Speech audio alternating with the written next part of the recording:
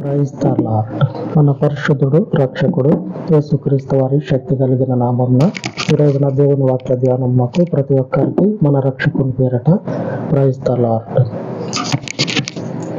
మన ముందు ఉన్నటువంటి వాడు ఎవడైనా సరే వాని కాలి పిక్కలు పగలగొట్టాలంటే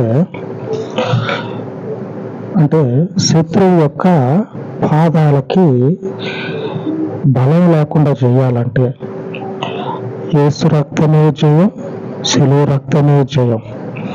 ఇదే పాట ప్రార్థనలోనే కాదు, ఉద్యోగంలో ఉన్నా సరే, రోడ్డు మీద ఉన్నా సరే, ఎక్కడున్నా సరే ఈ పాటని విడిచిపెట్టవద్దు. మరలా చెప్తా ఉన్నా, అంతకుముందు కూడా చెప్పా, మరలా చెప్తా ఉన్నా, దినమంతా కూడా ఈ పాట నాలుక మీద నుంచి పక్కకు తొలగొద్దు. అట్లాగా శత్రువులు ఏం చేయాలంటే నాశనం చేసి పెట్టాలి. మన చేతులతో మనం ఏం చేయం, దేవుడు చేస్తాడు. ఆయనను గణపరుస్తా ఉన్నాం కదా, ఆయన రక్తంలో మనకి జయం అనేది ఉన్నది. లూకాసు వార్తలో ప్రభువు చెప్తా ఉన్నాడు, శత్రువు బలం అంతటి మీద, కొంచెం వరకే కాదు, కొద్ది వరకే కాదు, శత్రువు యొక్క బలం అంతటి మీద మీకు అధికారం ఇచ్చా, మీకు అధికారం ఇచ్చా. మీరు చేయాల్సింది ఏంటంటే దేవుని ఒప్పుకోవాలి. దేవుని మనుషులం అయితే దేవుని మనుషులమని ఒప్పుకోవటానికి ఎందుకు సంశయిస్తూ ఉంటారు. అదే అన్య జనాంగాన్ని చూడండి, చూస్తే వాళ్ళని చూసి మనకు ఆలోచన పుట్టాలి. వాళ్ళకి అంత ధైర్యం ఉన్నప్పుడు కళ్ళ ముందు కళ్ళు నమ్మలేనటువంటి గొప్ప కార్యాలు చేసేటువంటి మన దేవుని విషయంలో మనకెంత ధైర్యం ఉండాలా?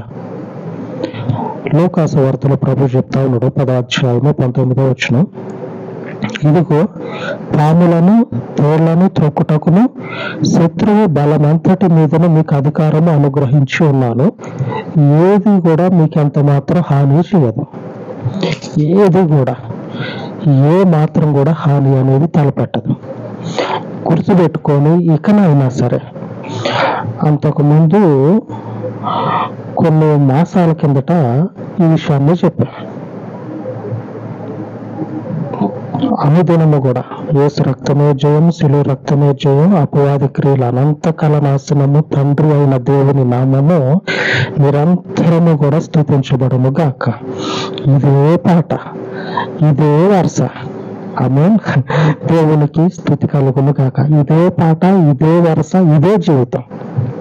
మన జీవితము మన దేవుని పాదముల వద్ద ఇదే పాట పాడాలా, శత్రువుని పడగొట్టాల. మన చేతులతో పోయి మనం ఏంద్రా మాట్లాడుతూ ఉన్నాం అని అవసరం లేదు.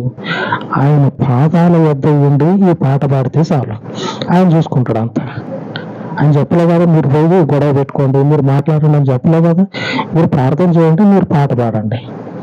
మీరు ప్రార్థన చేయండి, పాట పాడండి. నా పాదాల వద్దనే నేను ఎలాగ నడుచుకుంటూ ఉన్నాను అంటే, నేను మీకు ఎలాగ చెప్తూ ఉన్నాను, ఎలాగ నడుచుకోమని మీకు ఆజ్ఞ ఇస్తూ ఉన్నాను, అలాగే మీరు నడుచుకోండి. అంతేక చేయాల్సింది నేను చేస్తా అని చెప్పి ఆయన పవిత్రమైన రక్తాన్ని ఏం చేసిందంటే, అంత గొప్ప కార్యాలు చేసిన దేవుడు ప్రాణం పోతా ఉంటే సంతోషంగా ఒప్పుకున్నాడు. అప్పుడు దాకా అన్ని కార్యాలు చేసిండు, చేయనటువంటి గొప్ప కార్యం అనేది లేదు. అన్ని గొప్ప కార్యాలు చేసిన దేవుడు ప్రాణం పోతా ఉన్నప్పుడు చూస్తా ఉన్నాడు. పోయే ప్రాణం పోని, ఎందుకంటే ఇప్పుడు మనము ఆ ప్రాణము అంటే రక్తము, ఆ రక్తంలో మనకు జయము ఇవ్వటానికి ఆయన ఆ రోజున పోయే ప్రాణాన్ని తృణప్రాయంగా వదిలేసింది. అందుకే ఈ రోజున మనము జయము పొందటానికి, శత్రువు మీద మన జీవితాలు ఫలించటానికి ఆయన ప్రాణం పెట్టింది. అందుకు ఈ తెలియనటువంటి వాళ్ళు ఉంటారుగా, ఈ ముక్కు ముఖం తెలియని ఆ బాబుతో ఉంటారుగా, వాళ్ళకి తెలియనటువంటి విషయం ఏమిటంటే దేవుని రక్తంలో మనుష్యునికి జయం అనేది ఉన్నది. ఆ రక్తము ఇదే మనుష్యునికి అర్ధాయుషుతో ఉన్నటువంటి ఈ మనుష్యునికి నిత్య జీవాన్ని ఇస్తుందని తెలియాల. తెలియదు కదా, చెప్పినా కానీ వినరు. వినేటువంటి వారు విని ఆ చెప్పినటువంటి వారికి తిరిగి బోధించే స్థితికి ఎదుగుతారు. ఆమె దేవునికి స్తుతి కలుగును గాక. శిష్యులున్నారా, అపోస్తలులైనటువంటి శిష్యులు అంతకుముందు దేవుని చేత బోధించబడ్డారు. ఆ తర్వాత కొన్ని అవిశ్వాసంలో స్థిరపడిన తర్వాత ప్రభువుకి తిరిగి సమాధానం చెప్తా, ప్రభువుతోటే డిస్కషన్ చేస్తూ ఉంటారు. ఎంతగా ఎదిగిపోయారో చూడండి. అంతకుముందు ఏం తెలియలేదు అని చెప్పనేటువంటి విషయం కొంచెంసేపు పక్క పెడితే పారిపోయేటోళ్ళు. అటువంటి మనుషులు విశ్వాసంలో ఎదిగి దేవునితోటి మీటింగ్ పెడతా ఉన్నారు, దేవునితోటి మాట్లాడుకుంటా ఉన్నారు. అటు పోదామా ఇటు పోదామా, అటు పోతే ఆ మనుషుల యొక్క ఆలోచన ఎలాగుంటుందని దేవునితో డిస్కషన్ చేస్తూ ఉన్నారు. అంతగా ఎదిగిపోయారు. మన జీవితాల్లో ఆయన గొప్ప కార్యాలు మనకి ఎదురుపడాల. మన ముందున్నటువంటి అహంకారంతో, గర్వంతో మనిషికి కాళ్ళు చేతిలో ఉండటం సహజం. ఈ గర్వం అనేది ఉండటం సహజం అని చెప్పినని అననే వద్దు. మనుషునికి గర్వం ఎందుకు? అది నాశనానికే దారి తీస్తుంది, కానీ మనుషుని యొక్క ప్రాణాన్ని నిలబెట్టడానికైతే దారి తీయదు. ఆ గర్వంతో తిరిగేటువంటి వాళ్ళు ఉంటారు కదా, వాళ్ళకి దేవుడు సరి అయినటువంటి బుద్ధి చెప్తాడు. అన్ని విషయాల గురించి మాట్లాడమంటే దంచుతారు. ప్రసంగాలు అన్ని విషయాల గురించి ప్రసంగం చేయమంటే ఏదైనా విషయం గురించి మాట్లాడమంటే దంచి చెప్తారు. అటువంటి మనుషులకి వాళ్ళు చేసేటువంటి అహంకార క్రియల గురించి మాట్లాడడం అనుకోండి, ఎంత నాలుక తిరగదు. మరి అన్ని మాటలు చెప్పినాగా, మరి ఇదేందయ్యా, బతకలేని మనుషుల మీద నీ పెత్తనం, కాలు చేయి ఆడనటువంటి మనుషుల మీద నీ రుబాబు. కాలు చేయి అంటే ఏమి చేద్దామన్నా కానీ లేని పరిస్థితి, బ్రతకటానికే అంతంత మాత్రంగా ఉన్న జీవితాలు. ఈ జీవితాల మీద పెత్తనం.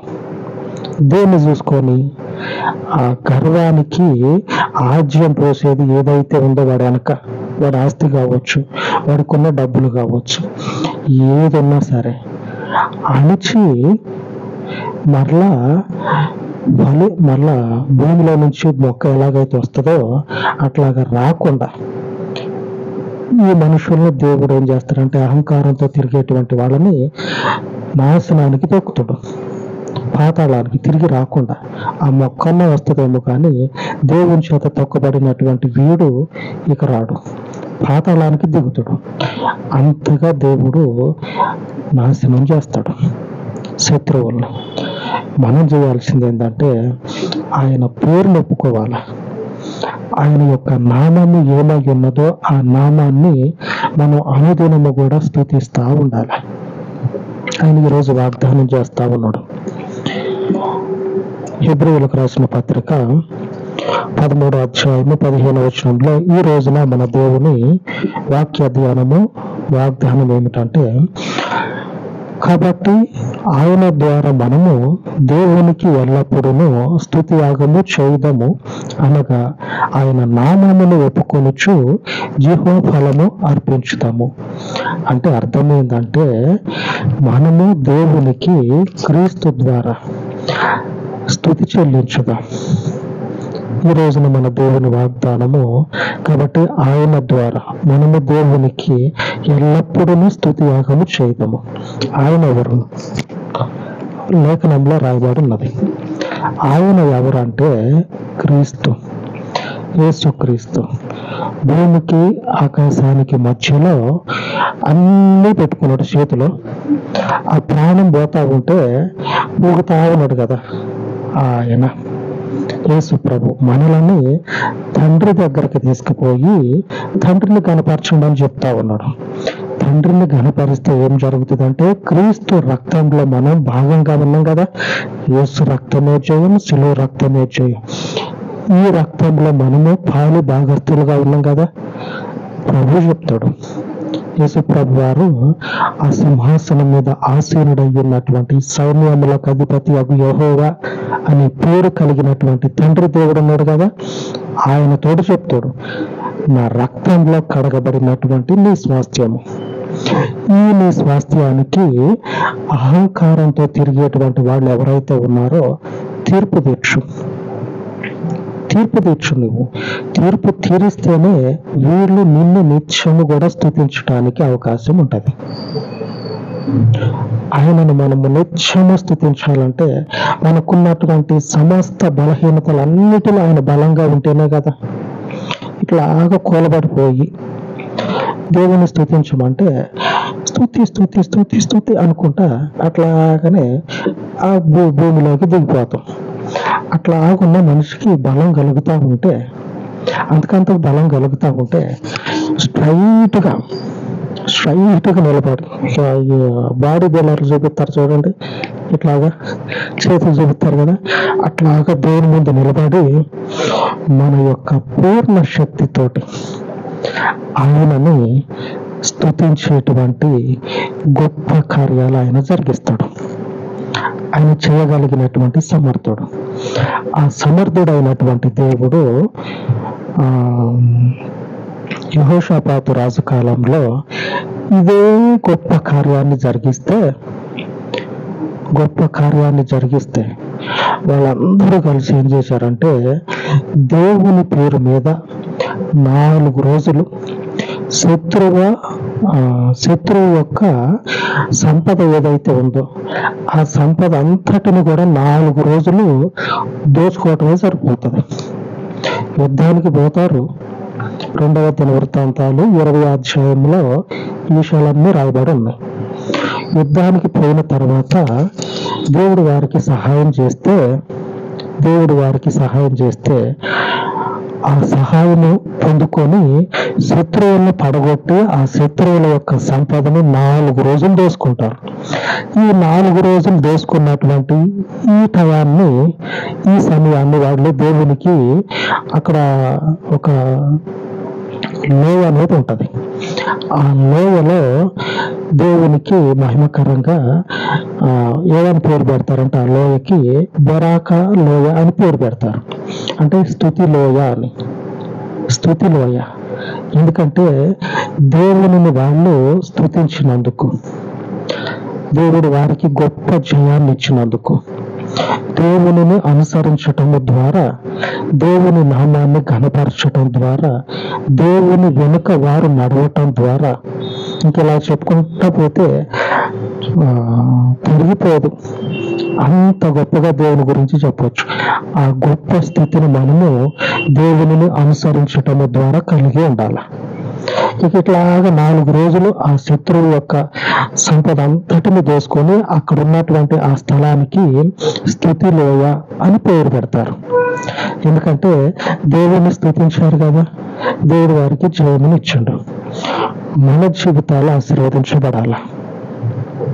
మన ముందున్నటువంటి వాడు ఎవరైనా సరే, ఉన్నటువంటి మనుషుడు సమాధానకరంగా ఉంటే మేలు జరగాల. లేదు అని తిరగబడితే దేవుడు తీర్పు తీర్చాలి. దేవునికి అప్పచెప్తాం. ఆయన మాత్రమే తీర్పు తీర్చగలిగినటువంటి సమర్థుడు. ఆయన చేతికి అప్పచెప్తాం. అలాగే ప్రార్థించుకుందాం. సర్వోన్నతుడు అయిన పరలోకపు తండ్రి, మీ పాదముల వద్ద ప్రార్థిస్తూ ఉండగా ఈ మనవులను జ్ఞాపకము చేసుకొని మీ ప్రజల ముందు నిలిచినటువంటి మీ శత్రు సమూహమును మీకు అప్పచెప్తూ ఉండగా మీ నామమును స్తుతించుచు పరలోకపు మీ శక్తిని ఘనపరచుచు ఉండగా ఈ పరిచర్యని తండ్రి జ్ఞాపకము చేసుకొని దీవించి ఆశీర్వదించమని, పరిచర్యకి విరుద్ధముగా ఉన్న ప్రతి పరిస్థితిని, ప్రతి మనుషుని యొక్క గర్వమును, ప్రతి మనుషుని ఆటంకమును ఈ పరలోకపు శక్తి కలిగిన ఆత్మచేత లయపరిచి, పరిచర్యను విశాలపరిచి, నీ సన్నిధికి వస్తున్నటువంటి సహోదరులను, సిస్టర్స్ ని ఈ పరలోకపు గొప్ప శక్తి చేత అభిషేకించి, వారి జీవితాలలో వారి ముందున్నటువంటి వారి శత్రువు బలం అంతటిని కొట్టివేసి, నీ బిడ్డలకు తండ్రి రక్షణ కవచముగా నిలిచి, మీ గొప్ప కృపను కనపరిచి మీకు మహిమను తెచ్చుకొనమని మా విమోచకుడైన యేసు శక్తి కలిగిన నామమున ప్రార్థించి వేడుకొనుచున్నాను తండ్రి. ఆమేన్, ఆమేన్. మన పరిశుద్ధుని కృప మనకు తోడయ్యుండును గాక. ఆమేన్, ఆమేన్.